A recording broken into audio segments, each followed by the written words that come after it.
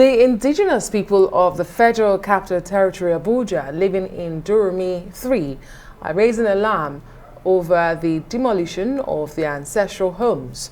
At a joint press conference hosted by the community and Amnesty International, the international body is asking the government to follow due process in relocating the Abuja original inhabitants if the land is needed in public interest.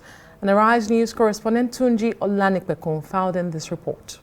17th of August was a day residents of Dubaidna, Durumi 3 will not forget in a hurry when the bulldozers of the Federal Capital Development Authority ran over their homes and shops in a bid to force their eviction.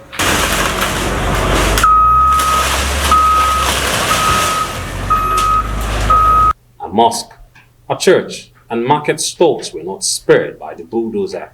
Many heeded distress calls and rushed home to salvage anything they could before the bulldozers turned them into rubble. In all, they are still counting their losses. Only God that know what happened to me, that I faith, ask people, that the facts, only God know. We don't see, I don't see any pin, anything. Any of my, even my container, everything, look at my table, I can't pick anything. I lost so many things, but where I didn't expect. The thing really pains me a lot. Okay, look at now, we are outside. If the rain come, it will beat us. If the sun come, it will beat us. We just suffer. Locals in Durumi community are crying foul. They are alleging desperate attempts by government and private real estate developers to take over their land without any plan to relocate them. They have sought assistance of Amnesty International to amplify their cry to the authorities. That is the reason for the press conference held at the palace of the chief of Dubaidna Durumi 3. Men, women and children converge to collectively tell their tales of agony, and Amnesty International says the people have been treated unjustly, both morally and constitutionally. These people came just the way Boko Harams will come to a place. They came with a lot of securities, almost 500. How many of us in Durumi 3 that we stand 500 security personnel? They were armed. And if you talk, they said they will shoot you. The houses we are living in, we are just managing with our family. And then the government wants to come and take the little that our parents left for us. We don't really understand what is happening in this our country. It is alarming that in 2022, and during this time when people are beginning to adjust and prepare their families for even schools to start, that families are now running helter-skelter looking for shelter. It is also alarming that despite all the numerous commitments Nigeria has made to the international community by signing relevant international treaties, that people are still faced with a battle to protect their human rights. The allegation is that private individuals are colluding with government to displace them without compensation and relocation.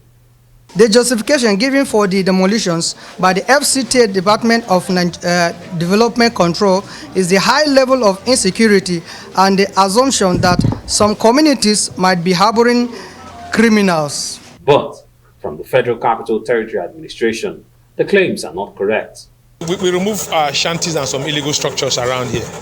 And that's what we did around the Durumi 3, yeah. Shanties, you see all those batches at the entrance there and some illegal structures around here. That's what we remove to free this area, particularly of criminal activities and some issues. Today we, as much as possible, call the Madaki and avoid touching the indigenous houses. We took them around, they showed us, this is our house, this is our house. We showed the indigenous houses, we refuse touching the indigenous houses because they have right to be compensated and resettled. For now, Amnesty International says it will help the people to get a fair deal. We've already started to educate the community of their human rights, because one of the things we do as Amnesty International is also to deploy human rights education. The second thing is that we've written to the FCTA. We've requested for a meeting. That letter has gone out. We are waiting to hear back from them on a suitable date and time. While a resolution is being expected, a number of the people are homeless. Well, Cecilia Aransiola, researcher at Amnesty International, joins us now to discuss these developments right here in the FCT. Thank you so much for joining us. Well, listening to the FCT official there, according to him, he's saying we're not touching the ancestral homes of these residents, and we just want to take out the criminals and, you know, just disable them from hiding in the shanties and illegal structures. And there seems to be a challenge of how to balance the need to preserve ancestral heritage and socioeconomic development. Exactly what are the alternatives that Amnesty International is providing, apart from these evictions? Right. According to international human rights law, which Nigeria has ratified, that's the International Covenant on Economic, Social and Cultural Rights, Article 11 says everyone has a right to an adequate standard of living, including adequate housing. And for international human rights law, the government obligation is to ensure that they refrain from evicting and also prevent third parties from forcibly evicting people. And in such a case, adequate alternatives to forced eviction must be explored. But in cases where there are no options and there's justification for eviction, then it has to follow the due process of international human rights laws. So we're talking about adequate notice, we're talking about genuine consultation with community members. The FCTA are saying that indigenous homes were not touched. People's livelihoods were destroyed. I mean, the right to work is very, very important to you. I mean, even to the right to life. So people's shops, people's sources of livelihoods were destroyed, and some homes as well. And it's to interest you to know that in May, the FCTA went ahead to mark some houses belonging to even indigents up for demolition. So I beg to differ on that, because we were there. Amnesty International researchers were on ground. We spoke with community members. We went around as well, and we saw some houses that were marked for demolition, and some include those belonging to residents and to community members and to the indigenous people of Durumi 3 community. But even in international laws, there are exceptions, circumstances where forced evictions can be carried out. And they have to be justified, although. Are you saying that these evictions are not justified, even with the reasons of security threats in those illegal structures, in those shanties? I say that's not justifiable for the government to do what it is doing because socioeconomic impacts of the people? Okay, so first and foremost, international human rights law does not support forced eviction. Evictions are supported. I mean, there are cases where evictions could be allowed for several reasons, public interest, safety, and things like that. But forced evictions is not justifiable, because when you talk about other evictions, you have to follow the process, and the United Nations guidelines for evictions and displacement, which says you must provide alternative resettlement for people, alternative resettlement that is habitable, that is accessible, that is culturally acceptable to the people, and that matches maybe same quality or even better than the land they used to be on, and where they have access to adequate health care and other amenities. But in this case, you're talking about insecurity. Constitutionally, and even with international human rights laws, meting out a collective punishment on people is unacceptable, is unconstitutional.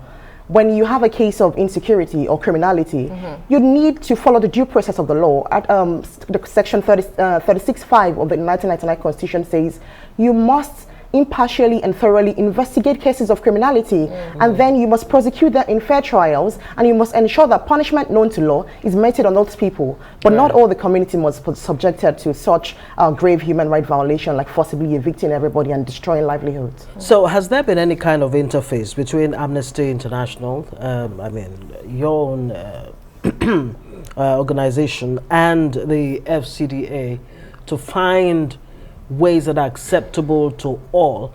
And you also have to bear in mind, when you talk about forced evictions, there are many instances that, you know, where government gives notice, and as many notices as possible for people to move away from, you know, areas where they should not be, and of course in the interest of the public.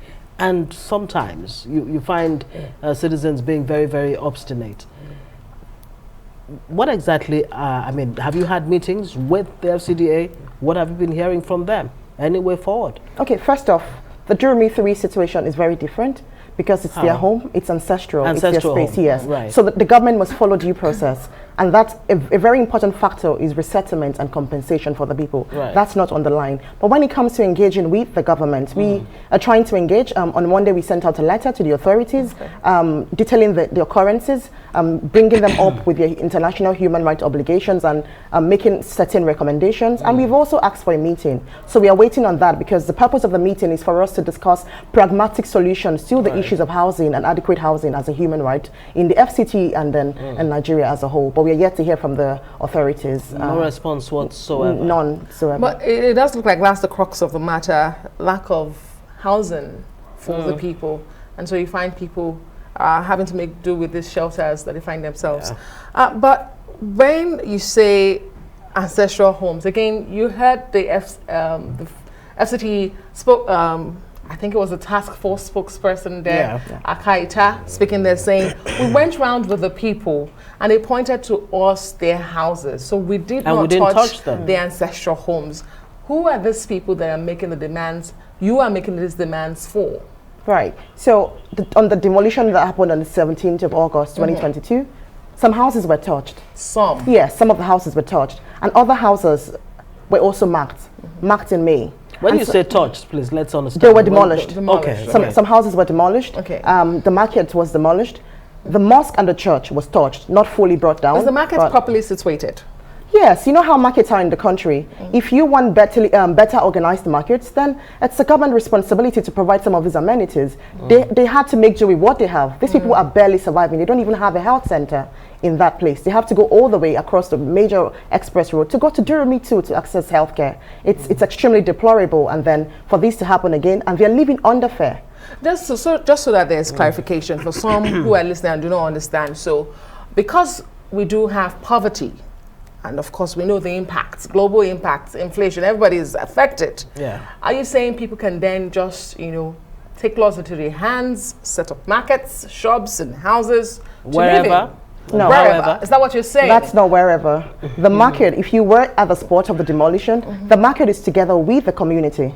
It's just right beside, inside the community. It's what you meet first. It's not blocking a road. It's not blocking any drainage. It's the market they've used for years because these people have been living here for almost a century. They had grandfathers, great-grandfathers buried in their cemetery. So the market was properly situated in their community. But is there a place for modernization, really, with this challenge of having to, allow people maintain their ancestral homes? That's a tough challenge for, government, isn't it? Yeah, but I mean, in 30 seconds, we have obligations, and the government must fulfill those obligations. And forceful eviction is not the right way to go. Absolutely. There is resettlement, there is in-situ upgrading. These are options the government should explore. Compensation. Yes, as well. Cecilia Aransiola, researcher, Amnesty International. Thank you very much for joining us on Newsnight. Thanks for having me.